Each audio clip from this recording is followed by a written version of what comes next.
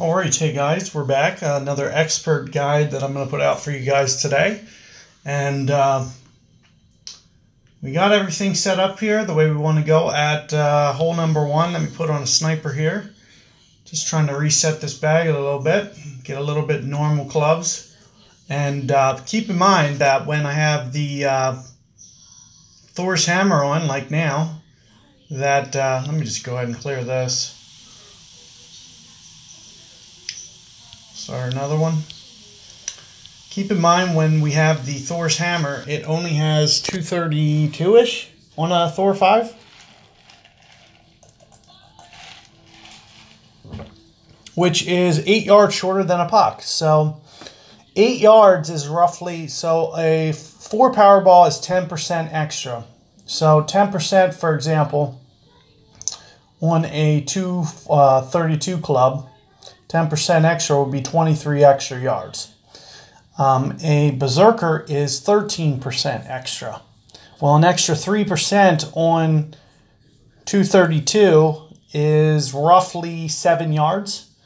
So instead of plus 23, it's plus 30 when you use a berserker ball, which almost makes it exactly the same length as an apocalypse, just 1 yard shorter. And it stands to reason, if you did the same trick with an extra mile, that you'd be about, 4 yards longer than a apocalypse with a Wind 4 ball. So you do have to watch that, as the extra mile will actually be longer. But we don't have to worry about that with a Thor's hammer. So anything that you've seen me do with a Wind 4 apocalypse, I'm going to equally be able to do almost identically with a Thor 5 with only about 1 yard less on the land zone. So let's double check that. But I'm assuming that a POC would be plus 23 like I mentioned, and there, sure enough, you see the plus 30 that I was just mentioning, plus 7 yards. Because 3% of 232 is roughly 7 yards. So that's why you see the plus 30 on the power indicator there, which is basically going to tell you that it's almost going to act exactly like a POC 5 would. So aside from that, I'm going to come in just a couple rings. So I would usually go maybe 9 rings. I'm only going to go 8 here.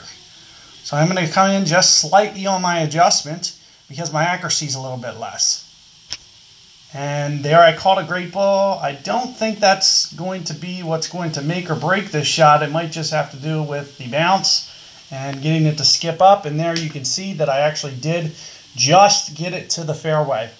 So you can see that it is going to be a very good tool. And if I can't, this is a perfect way of thinking of this. If I can't launch it past that fairway with an POC 5 on a Wind 4 ball, then I won't be able to with a berserker ball on a Thor because of the discrepancy in the yardage as originally explained in this video. So if you have extra mile questions, that's the case where it's going to kind of be in between, because a Wind 4 is going to be, a little bit shorter than a POC, but berserker is going to be about 4 yards longer than a POC. So you do have to keep that in mind. But let's see if we can't get this shot real quick. You can see there's my max power, which is going to put this roughly at about half power. So we're going to see if we can dial up a half power shot here.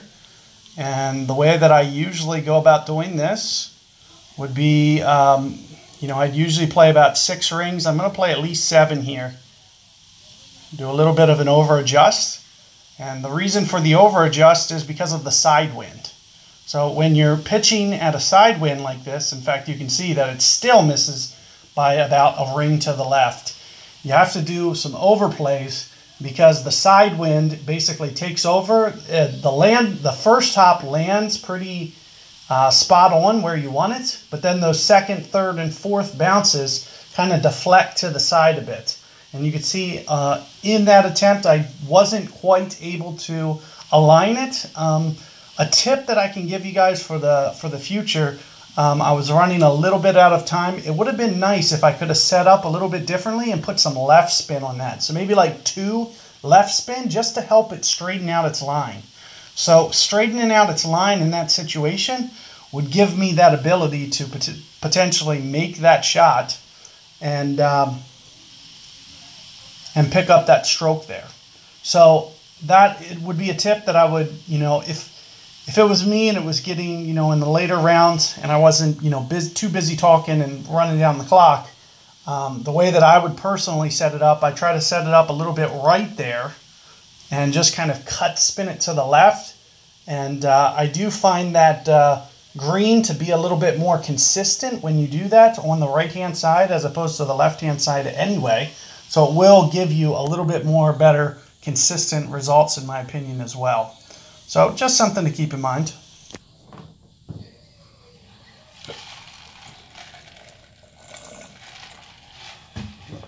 And this would have been a very difficult shootout for me to win.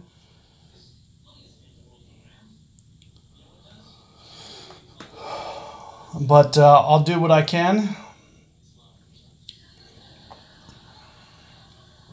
Well, it just went from hard to win to easy to win.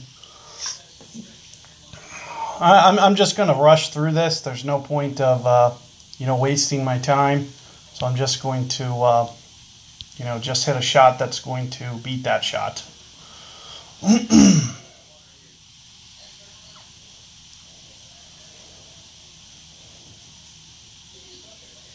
So this way we can hopefully, speed through things a bit more.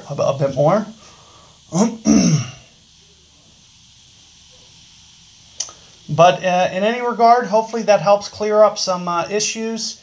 And if you want to, hear more about, the yardages, the way that works, feel free to, replay this video and see if you can't grasp some of the math that I was mentioning, percentage-based wise, as to why that I was doing the, coming up with the decisions I was. So good luck there, and catch you guys later.